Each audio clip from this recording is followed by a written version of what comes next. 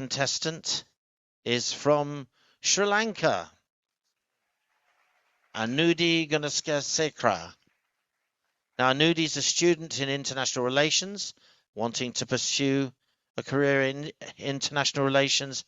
Since becoming Miss Sri Lanka, Anudi's led numerous BWAP projects, reaching nearly 10,000 women and girls, and therefore this question has a lot of relevance. How has working on your Beauty with a Purpose project changed the way you see your role as a woman in your community and in the world? Good morning, ladies and gentlemen. Ayubowan, Namaskaram. First of all, I have to be thankful and grateful for this opportunity to be standing here today because every year I've been watching head-to-head challenge every year. Now I'm standing here as a finalist. So I'm very grateful. Thank you again. Well, I'll tell you a story first. When I was about 12 years old, I went to a competition from my school to represent my school. And I was with another girl from another school, and she was on her period. And then she wanted to go to the washroom to change her napkin. And then I asked, okay, why don't you go and do it before the competition starts? She said, I only have one. I'm not, I don't have many, so I can't use it. I don't want to waste it. At that time, I was like, why does this happen? What does she mean? Because I never had that problem growing up.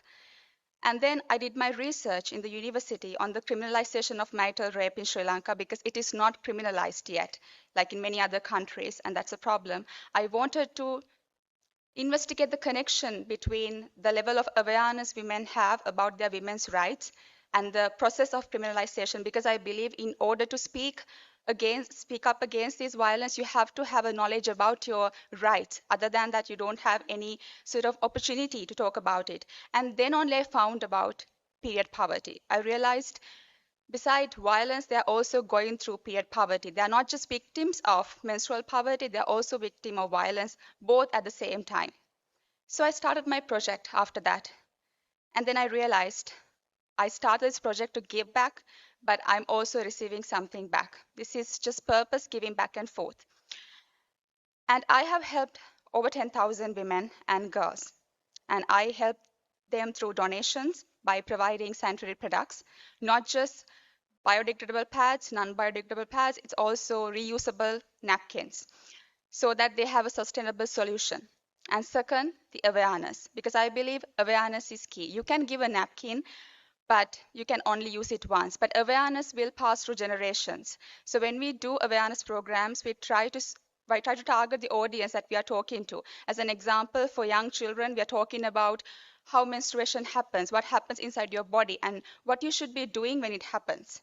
And for older women, we talk about menopause, we talk about contraception, we talk about sexual health. Because I believe when it comes to awareness, it has to be suitable with the audience as well. And then the third thing is policy recommendation. Time.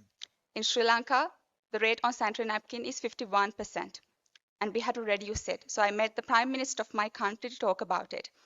At the end of the day, I realized by trying to give them something, I also received a sense of purpose. And I no longer believe that Time. women should be limited to things like this. They should have a voice to talk about these things and bleed with dignity. Thank you so much. Thank you very much, Sri Lanka.